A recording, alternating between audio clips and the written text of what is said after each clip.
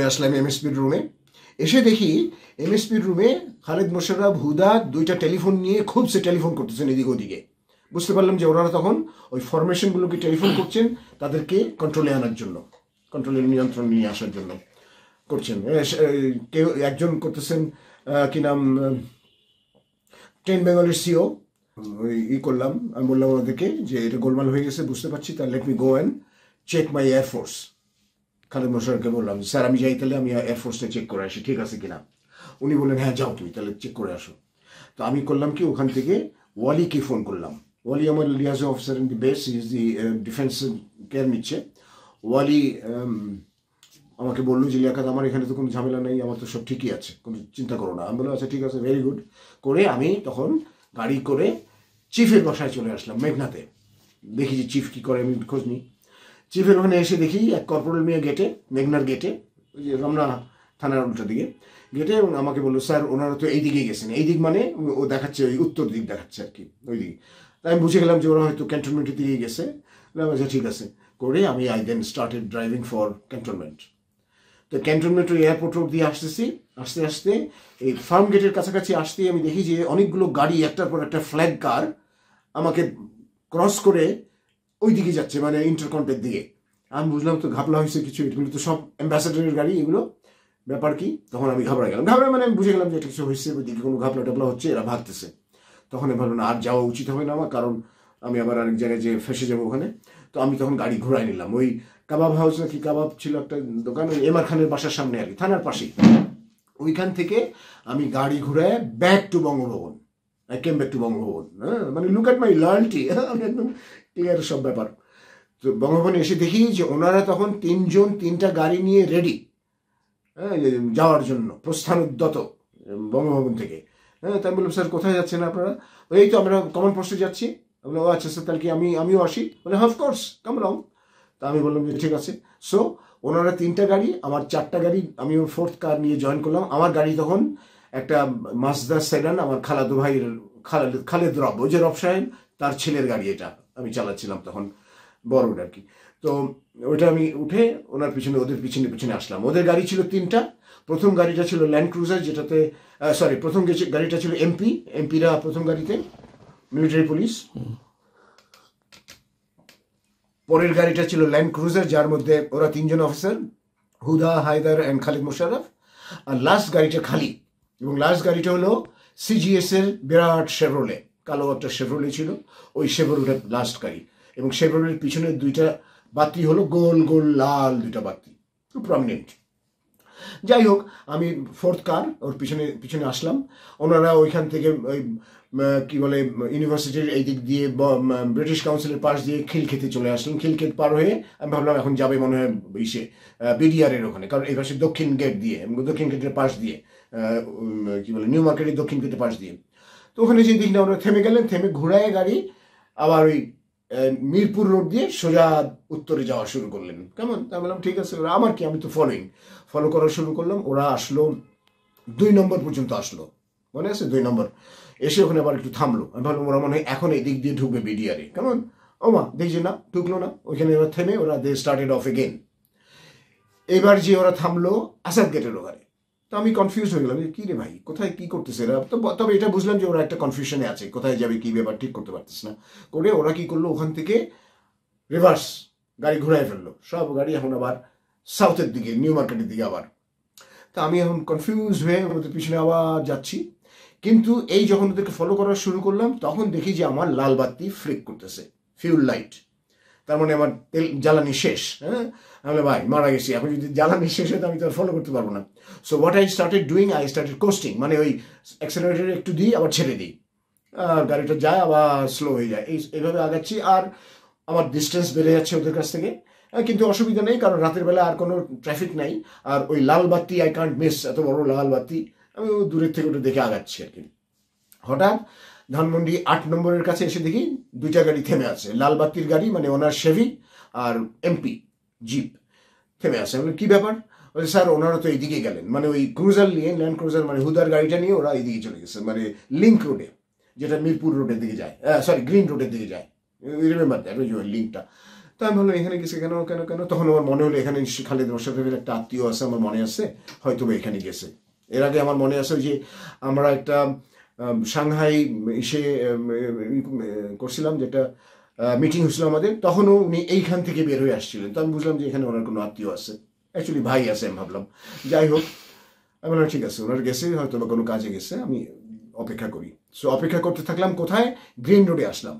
Green রোডে এসে বাঁ পাশে একটা স্টাফ কোয়ার্টার দেখলাম, লোহার গেট আলা, টিনের গেট আলা হয় না, স্টাফ কোয়ার্টার দেখে ওটার মধ্যে ঢুকে গাড়িটা রেডি করে অফ করে অপেক্ষা করতে থাকলাম ওখানে। কেমন এই অপেক্ষা করতে করতে আমি ঝিমানো শুরু করলাম, কারণ আমি তো খুব টায়ার্ড বাই দ্যাট টাইম। ঝিমাতে ঝিমাতে কোন সময় ঘুমায় পড়ছি টের পাই নেই।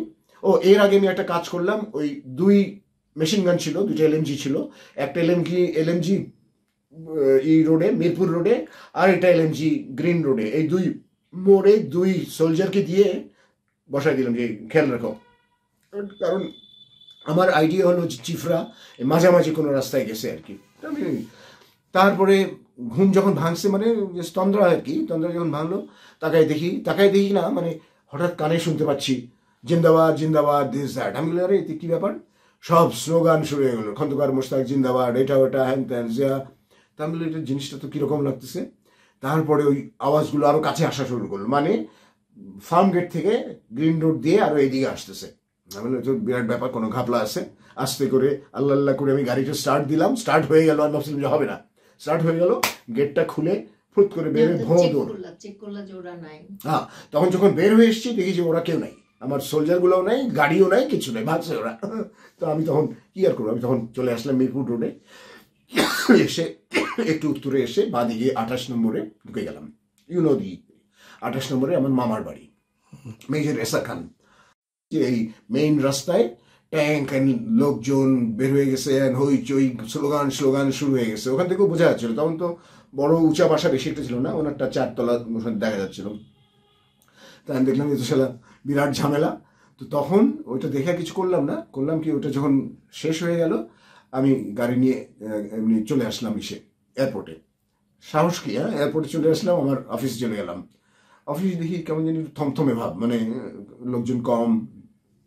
তো আমি খোঁজ নিলাম কি ব্যাপার, আমাকে তারপরে কেউ কিছু বলতে পারলো না। তখন আমি বাসার সাহেবকে ফোন করলাম, স্যার কী ব্যাপার স্যার, আপনি আমাকে বললেন না না না লিয়াকাত এক কাজ করো, ওই তোমরা যেমন বাইরে ছিলা ওইরকম কিছুদিন একটু বাইরে থাকো, টেন্স আছে, সিচুয়েশন খুব খারাপ, তোমাদের বিরুদ্ধে এরা খুব করছে, কারণ he is a freedom fighter, তো ওইভাবে আর কি। তো এরা খুব তোমাদের বিরুদ্ধে চালাচ্ছে, হ্যাঁ ক্যাম্পেইন চালাচ্ছে, এটা তোয়াবের লোকরা এগুলো করতেছে, সব পাকিস্তানি অফিসার অ্যান্ড মেন আমাদের বিরুদ্ধে, ইন্ডিয়ান এজেন্ট হ্যান ত্যান, এটা ওটা খুব সে নাকি বলতেছে। আমি তো জানি না। আমি বললাম আচ্ছা স্যার তাই নাকি, তো কী করবো? বলে তোমরা এক কাজ করো, ওই আগে যেমন ছিল বাইরে ওইভাবে থাকো কিছুদিন, I will call you, situation under control হলে I will call you, don't worry. হ্যাঁ, কারণ উনিও খুব কনফিডেন্ট, আমিও কনফিডেন্ট, আমরা তো কেউ অন্যায় কিছু করিনি আমাদের নিজেদের জানা মতে। আমরা কয়দিন 6-7 দিন থাকলাম, মানে আমার এক্স্যাক্ট মনে নেই, 6-7 দিন পরে হঠাৎ একদিন ফোন আসলো বাসার সাহেবের যে আছো তুমি লিয়াকাত? বলে হ্যাঁ স্যার আছি। এক কাজ করো, everything is more or less under control, chief now wants to meet you. আমি বললাম কোথায় স্যার? ওই যে মেঘনাতেই পাবা চিফকে। কেমন? আমি বললাম ঠিক আছে। কটার সময়? 4টার সময়। তা আমি সবাইকে খবর দিলাম, এই সালাউদ্দিন, ইকবাল, সবাইকে খবর দিলাম 4টার সময় আসো ওখানে।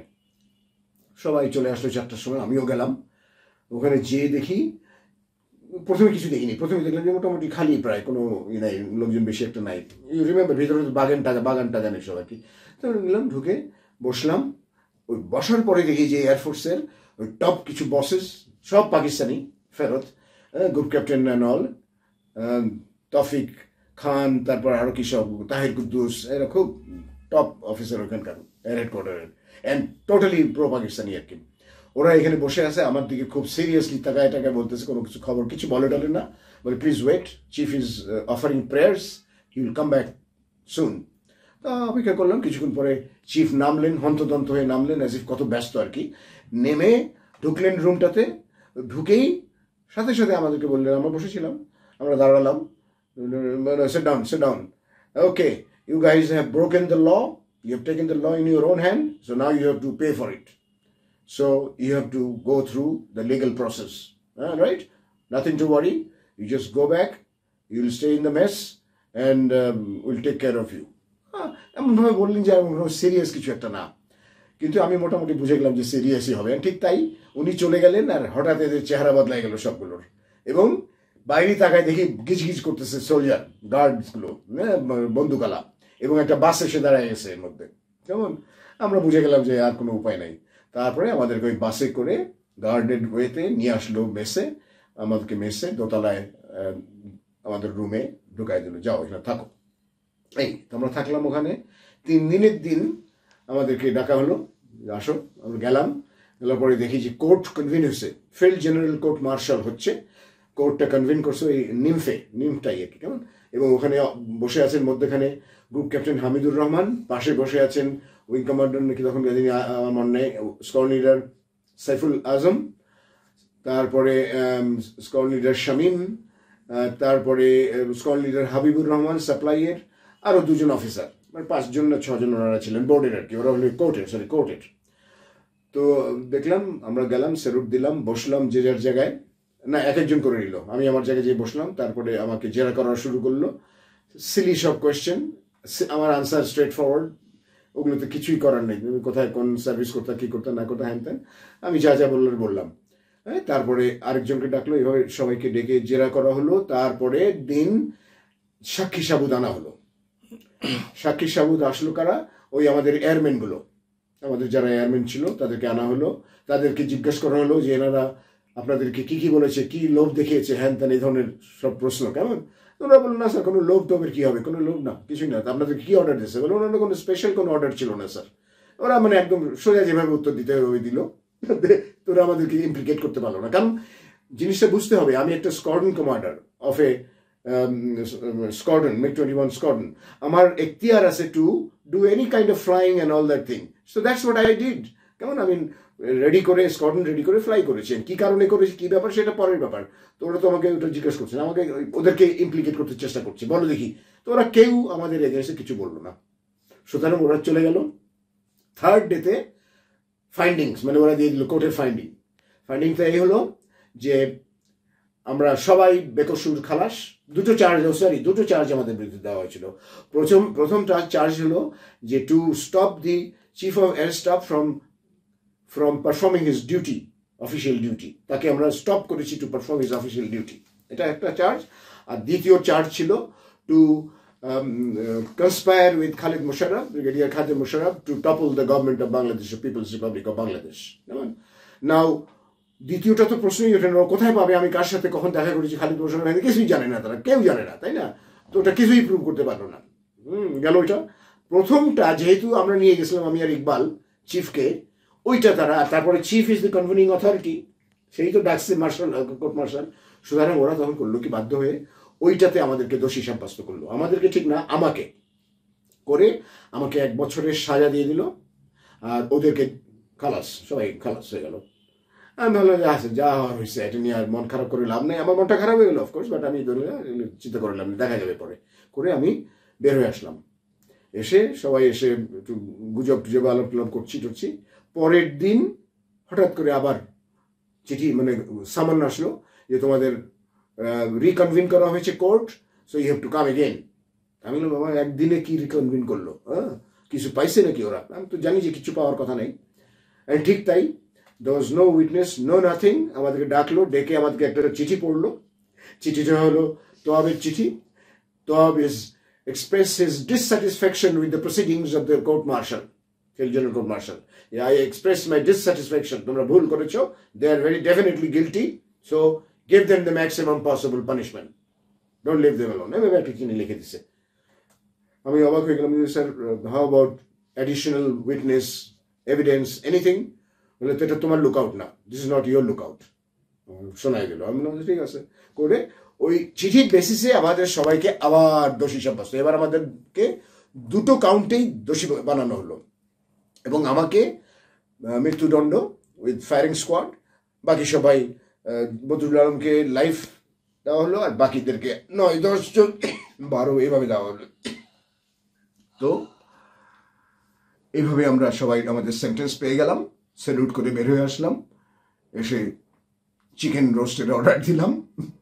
যাই হোক, মানে কি করবো, আমাদের তো কোনো ই নাই, সুতরাং আমরা ভালো যা আসলে যা থাকে let's celebrate, what the hell is this, ওরা আমরা ই করলাম, ওই সেলিব্রেট করলাম। পরের দিন নাকি তার পরের দিন আমাদেরকে ঠাস করে ঘেরাও না, আমরা তো ঘেরাও অলরেডি, আমাদেরকে বলা হলো যে get ready, you have to go. কোথায়? চলেন স্যার, আপনাদেরকে নিয়ে যাওয়া হবে। এয়ারম্যানগুলো তো অত অভদ্র হতে পারে না ওরা। তো তারপরে ওই আমাদেরকে গাড়িতে করে সোজা সেন্ট্রাল জেলে নিয়ে আসলো।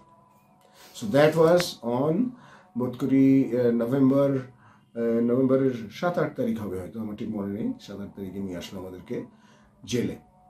এই তো জেলে আসলাম, জেলার মেয়ে খুব টাইট বুট স্যুট পরে আমাদেরকে ওয়েলকাম করলো। আমরা এরপরে ছাড়া পেলেন কবে? এরপরে আমরা জেলে গেলাম, জেলে থাকলাম কিছুদিন। আমরা ফার্স্ট ক্লাস দিল আমাদেরকে, আমরা থাকলাম কোথায়? ওই আওয়ামী লীগ যে এলাকাটা ছিল, আওয়ামী লীগের নেতারা ওই রুম, ওখানে দুটো বড় বড় হল, ওই 2 হলের এক হলে ওদের সবাইকে নিয়ে নিল, আরেকটা হলে ছিল এরা সবাইকে নিয়ে আমাদেরকে যে হলটায় ওরা ঢুকে, লুক এট দ্য আয়রনি, ঢুকে 4 জনকে মেরেছিল, ওই রুমটাতে আমাদেরকে দিল। তখনও দেয়ালে রক্তের দাগ, ঘিলু টিলু ওই হাড্ডি টাড্ডি তখনও লেগে আছে, কতবার পরিষ্কার করা যায়, মানে মোটামুটি করে লেগে আছে, ওর মধ্যে আমাদেরকে দিল। হ্যাঁ, 4 জনকে ওখানে মারছে। এবং ওইখানেই আমরা গল্পটা শুনলাম কিভাবে ওদেরকে মারা হয়েছে। হ্যাঁ, রাত্রেবেলা আসলো ওরা, এসে এদেরকে আলাদা করলো, করে ওদেরকে 4 জনকে এই রুমে নিয়ে আসলো, নিয়ে এসে বেয়োনেটিং করে মারলো যাতে শব্দ না হয়। কেন ইমাজিন, বেয়োনেটিং করে মারলো, ওইটার দাগ আমরা দেখতে পেলাম ওয়ালে। মেরে ভাবলো যে সব মরে গেছে, চলে গেল। আধা রাস্তা যায় একজন চিৎকার করলো, স্যার মরে নাই, একজন মরে নাই। হ্যাঁ, আবার আসলো, এসে দেখে তাজউদ্দিন মিয়া মরে নাই। তারপরে তাজউদ্দিনকে আবার বেয়োনেটিং করে শেষ করলো। 3 নম্বরটা ব্যর্থ হওয়ার কারণটা কি? আমাদের ব্যর্থ হওয়ার কারণ, যেটা ইকবাল বলেছে ভেরি ক্লিয়ারলি, এটা খালিদ মোশাররফের কি বলবো, এটা ধীর গতিতে আগানো। তার একটা কারণ হলো, আমি এখন বুঝি দুটো ইনফ্যাক্ট কারণ।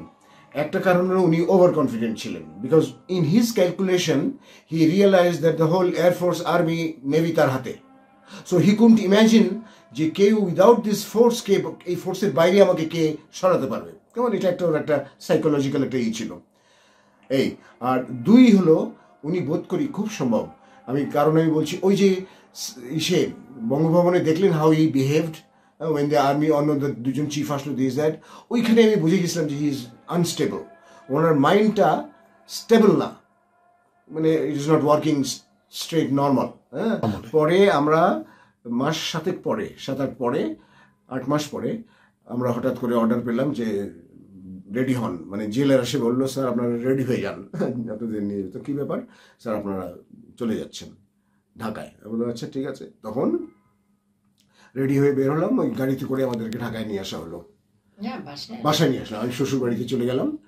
আর তো ওটা হলো অর্ডার দিয়েছেন বাসার সাহেব আর কি। সুতরাং আমরা এখন যেটা চাবো যে আমাদের এই অর্ডারটাকে ইলিগাল সাব্যস্ত করা হোক এবং সমস্ত প্রসিডিংস এই কেসটার নাল অ্যান্ড ভয়েড করা হোক। মজার কথা হলো, মোস্টলি কোনো প্রসিডিংস পাবেও না তারা, কারণ আমি বলেছি না ইন ক্যামেরা হয়েছে, কোনো রেকর্ড রাখেনি। যাই হোক, সুতরাং এটা নাল অ্যান্ড ভয়েড করে আমাদেরকে পুনর্বহাল করা হোক ইন এ রিট্রোস্পেক্টিভ এফেক্ট, তাই না? তো পুনর্বহাল কিভাবে করবে? আমরা যে ডেট থেকে আমাদেরকে ডিসমিস করা হয়েছিল, ওই ডেট থেকে আমাদেরকে বলা হবে যে এরা পুনর্বহাল হলো তাদের নিজের জায়গায়, তাদের যা ছিল সার্ভিস ক্যারিয়ার ছিল, ওই ক্যারিয়ার কন্টিনিউ করবে। এবং ওই ক্যারিয়ার কতদিন কন্টিনিউ করবে? আমাদের সবারই পার্মানেন্ট কমিশন ছিল, তার মানে আমাদের পার্মানেন্ট কমিশন পিরিয়ডটা শেষ হয়ে যাওয়া পর্যন্ত কন্টিনিউ করবে। এবং তারপরে আমাদেরকে নর্মাল রিটায়ারমেন্ট দেওয়া হবে with retirement benefits, full benefits, স্বাভাবিকভাবে যেটা হয়, এবং তাই আমরা চাচ্ছি।